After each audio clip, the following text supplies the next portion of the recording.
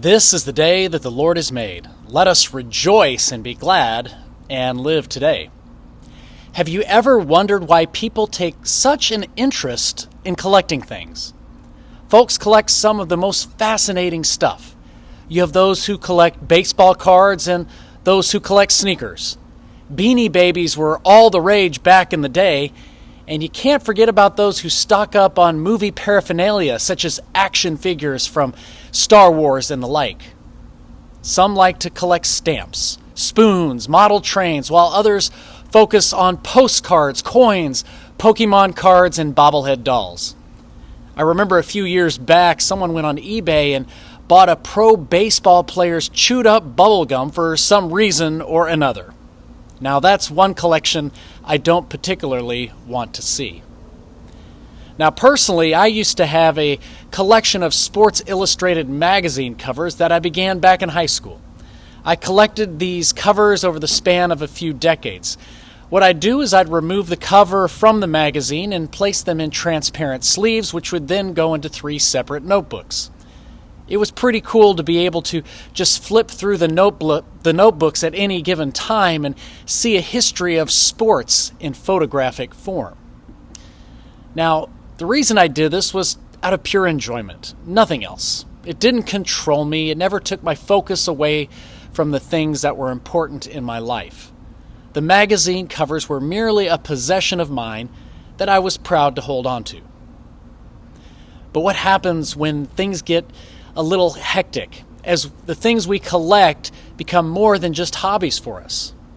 In the movie Ferris Bueller's Day Off, high school senior Cameron Fry laments the fact that his father loves his classic car collection more than he loves his own son. In one scene in the movie, Cameron has reached his wit's end.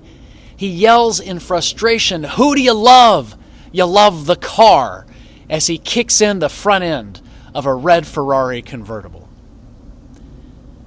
Sometimes we become so obsessed with things and the things we collect and the things we want to have that we lose sight of what is most important, what our true treasure is. In last week's gospel reading, we heard Jesus tell the story of a rich man who had such an overflowing abundance of wealth. He had so many crops that he wanted to tear down his old barns in order to build bigger barns. God says to the rich man that he is a fool, for those who store up treasures for themselves are not rich toward God. And so now in our gospel for today, we hear Jesus encouraging his followers to recognize the true value of God's kingdom. Where do we find our pleasure? What are the treasures that we grab a hold of? And what are the things that we just can't seem to let go of, no matter what? Sometimes these are our earthly possessions, things like cars and convertibles or electronic toys. Many times it's money itself. Our world is so money-driven that we can fall prey to the pressures that cause us to believe that we always need more. And then when we get more, we still aren't satisfied with what we have. Our rationale is that by having more, our happiness is restored, we are going to feel comfortable and safe, and our financial position will once again be secure. But what Jesus is preaching here is that our true treasure is not of this earth. It's not something that's been crafted with human hands or printed on paper at the treasury. When we make these earthly things our treasure, our heart follows right in line. We're led down a path of unfulfilled dreams and hollow promises. Our hearts are laid out in plain view as we are made vulnerable to all the societal pressures that take their toll on us. We become weak and disappointed with when things turn for the worse, as we lose our precious items and scramble to find a replacement that will bring comfort to our shattered spirits. A feeling of emptiness encompasses our whole being as we spiral downward in a fall with no tree to grab a hold onto, no net to soften the fall. But with Jesus as our true treasure, we're able to bounce back, land on our feet when times do get rough. For this treasure is one that cannot be taken away from us, and it's not going to be consumed by moths. It's a promise of blessing that is eternal and for our taking.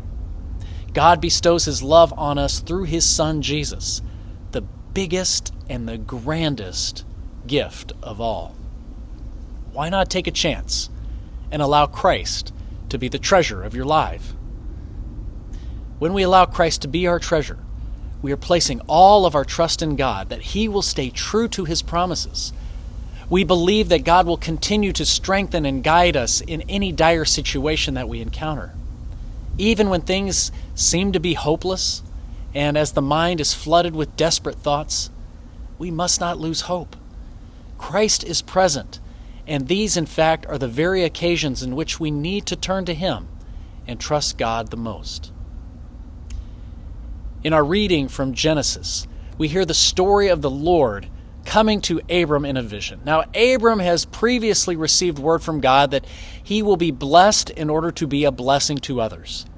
And in this particular instance, the Lord promises that Abram's descendants will be as many as the stars painted across the night sky. Now, Abram has every right to doubt the Lord, for he and his wife, they're childless at age 75. They're way past the childbearing years, or so they think. Time continues to pass for this couple, and their faith remains firm in God's promise to them. Not until Abram reaches the ripe old age of 99 is this promise complete, as the two of them welcome into the world a son, by which a great nation will flourish. Now, one might wonder why in the world Abram continues to trust in the Lord after all this time.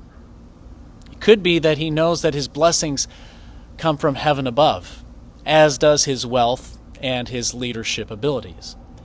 It could be that he remains grounded in the fact that happiness is not a direct result of anything that he does or any material item that he might possess. He could have X acres of land, X number of military victories, and X number of wealthy status symbols. But it's only by the power of God and by God's faithfulness to the promise that Abram is truly able to be blessed. Abram trusts in God. He trusts that God will remain faithful. In the book of Hebrews, the author tells of God's promise to Abram in this way. He says, "Therefore, from one person, and this one as good as dead, descendants were born." Abram is as good as dead, yet God continues to be faithful and to demonstrate that anything is possible. When we feel as though we are as good as dead, when we encounter even the most unlikely of circumstances, we need to remember that God is with us and that he has promised to love us through Jesus. God remains faithful to his people. So trust in the Lord. Hold on to that which is our one and true treasure, and hand over your heart to Jesus Christ. Amen. Remember as you go about your day that yesterday is gone, tomorrow does not yet belong to you. So why not live today, knowing that you never walk alone? See y'all next week. Later.